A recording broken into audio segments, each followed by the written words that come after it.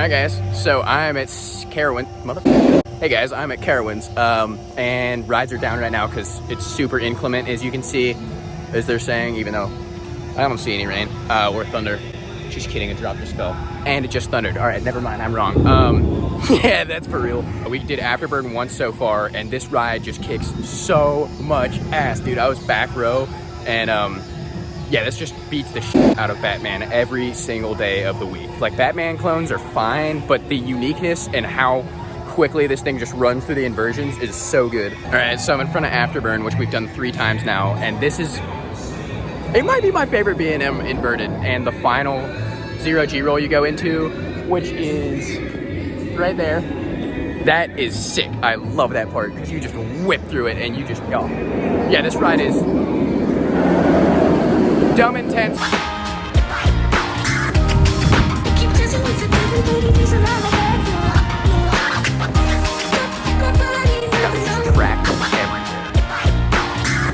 Having ridden this in the back, it was great. It was totally great. I loved it. But this like even though it's 5 inversions, this leans closer to a family ride than it does an intense one, because there's a ton of hang time on the loops that makes it fun. But it's just not that fast or intense, I don't think.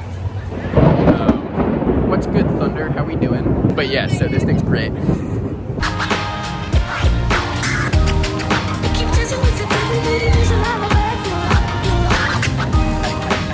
Alright, Copperhead Strike, dude. We did this 3 times. It's so good. It's so good. The amount of hang time you get on this is just, it's a lot. It's a lot. You get a lot of hang time because there's the first inversion you get that you're going like 5 miles per hour on, and it's just a really slow corkscrew. And then you also get these vertical loops where you get a ton of hang time, and this cutback right here. The launch isn't that forceful, but it does the work. And overall, it's just a super fun ride, and the transitions are awesome in there. Like Maverick, it's similar to that, I would say. Not as fast or intense, but it's really, really good. It took me a few rides to like get it, I guess, but no, this ride slaps. Not a bad sight. Not a bad sight at all. It's still raining, so I mean, I'm just gonna have to stay here and review some coasters in the meantime. This is a shuttle coaster, Vekoma, opened in 1996 at Six Flags Geauga Lake, and then once that closed in 2007, it was moved here and renamed the Flying Cobras. This is a great shuttle, honestly. It's pretty smooth, runs well for how old it is, and the Vekoma hate needs to stop because they make good stuff, honestly. Like these are everywhere, but it's not like they aren't fun.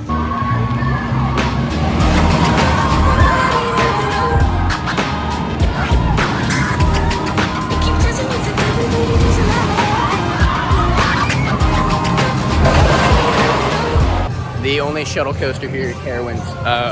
I rode it in the front and the back. Front was good, but back is more intense, and also this ride is really intense and smooth.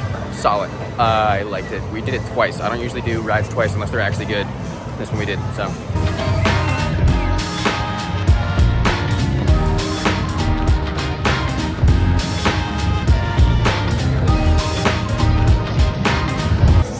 Don't know what's up with this ride and why it's still here, because it is so bad, dude. My dad and I, literally, we go down the first drop into the first loop, and the first words out of my dad's mouth were just, ow.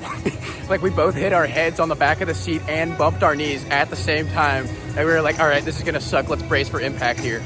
Yeah, they should probably knock this down or refurbish it or something other than keeping it the way it is right now, because it's just awful. No chance I'm getting on this again.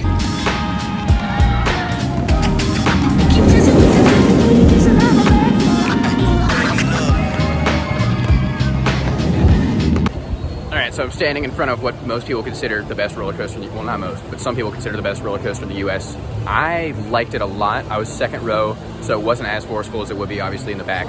But I wasn't as thrilled when I got off of it as I was like El Toro or Nitro, so I'm gonna have to get a few more rides on this. Yeah, I'm probably gonna come back and be like, I'm an idiot for saying that in the first place, because this ride is amazing. However, right now, I thought it was okay.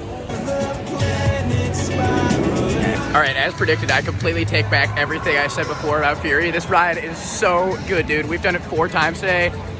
Once in the front, which was epic. Once in the back, which was also epic. And then 2 of them somewhere in between, which was, again, epic. Because this ride pink slaps. I love it. I am in love with it.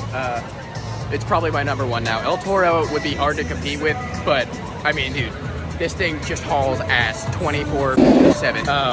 I could ride that probably forever and not get tired of it. Next up, and not in anyone's top 3, is HURLER. It's not bad. It does have a little bit of airtime, so I guess that's a redeeming quality, but overall, you only really need to ride this once, and that's about all you need. There should be like 3 options here. 1, retrack it. 2, RMC it. Or 3, get rid of it. That's all you can do. Do not leave it as it is. It's like the seats are comfortable and everything, but that still doesn't cancel out the fact that this is super rough. Okay, so when I first reviewed VORTEX, I was pretty unhappy because my dad and I waited literally 15 minutes for one train to get filled up, and that was pretty obscenely frustrating for a ride that's like 25 seconds long. But VORTEX is fine, dude. It's literally whatever. It's just an old B&M that is smooth. It's a stand-up. There's 2 inversions, but there's nothing really all that special about it. Yeah, nothing special, and the wait is just so not worth it in any way whatsoever. There's better options out there that have shorter lines. Just real quick, so it was raining a ton today, so did Boo Blasters 3 times. That ride's super fun. Also tried to beat my high score because I got 1650, which makes me a master blaster.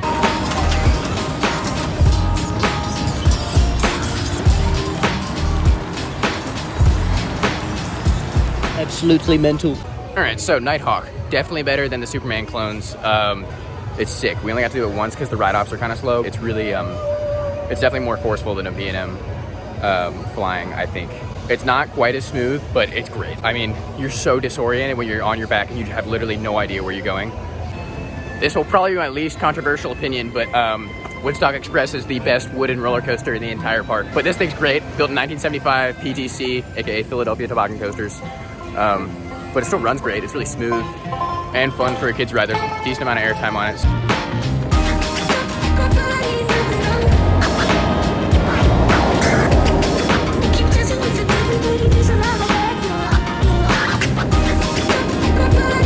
All right, no lie, Intimidator was 100% underwhelming. It's not that forceful.